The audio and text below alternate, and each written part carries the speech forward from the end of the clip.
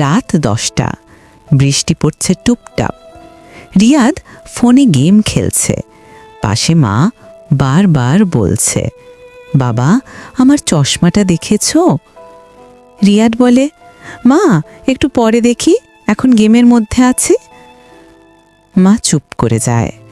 একটু পর হঠাৎ রিয়াদ শুনে মায়ের গলার আওয়াজ নেই। সে উঠে দেখে চশমা মাটিতে পড়ে আছে, মা ঘুমিয়ে পড়েছে খাটে। চুপি চুপি গিয়ে চশমাটা মায়ের চোখে পড়ে দেয়, তারপর নিজের ফোনটা নামিয়ে রাখে।